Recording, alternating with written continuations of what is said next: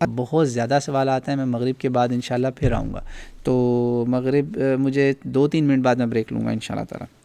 اچھا ایک اور ہے جی سوال، اگر 3 بھائی ایک گھر میں رہتے ہیں، تینوں جاب بھی کرتے ہیں، لیکن گھر کا کچن ایک ہی ہے، تینوں کی بیویاں مل کر گھر کا کام کرتی ہیں، اللہ ایسے گھر کہاں ہیں، اللہ ان میں امن اور سکون اور محبت رکھے، بہت اچھی بات ہے بھائی۔ کیا سب کے لیے ایک ہی برتن میں کھانا بنتا ہے؟ کیا اب یہ تینوں الگ الگ قربانی کریں یا ان تینوں کی طرف سے ایک ہی قربانی کافی ہے؟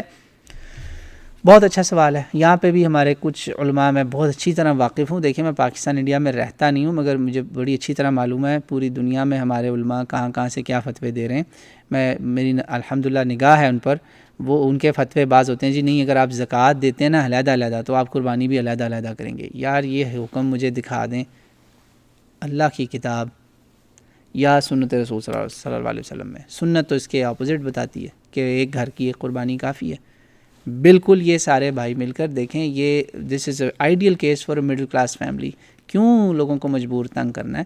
آپ بالکل بسم اللہ کر کے یہ اس کنڈیشن میں جو آپ نے بتایا نا کہ سارا گھر اکٹھا رہتا ہے، چولہا ایک ہے، اللہ ایسی محبت پیار اس سے بھی اچھا سب گھروں میں پیدا کرے، تو آپ بسم اللہ کریں، ایک ہی قربانی کافی ہے، کوئی مسئلہ نہیں۔ شوق سے اگر ایکسٹرا کرنا چاہیں، دکھاوے کی نیت نہیں، یاد رکھیے گا وہ میری شروع کی بات، تو وہ خطرناک ہے، ورنہ ایک سب مل کے کریں تو زیادہ اچھا ہے، اتفاق برکت ہوگی، سارے مل کے جو ہے نا وہ ایک ہی برتن میں کھانا پکے، سبحان اللہ کیا بات ہے یار، اللہ تعالی ہم سب کے گھروں میں پیار محبت اور رفق داخل فرمائے، اللہم آمین۔ تو بالکل جائز ہے انشاءاللہ ایک قربانی۔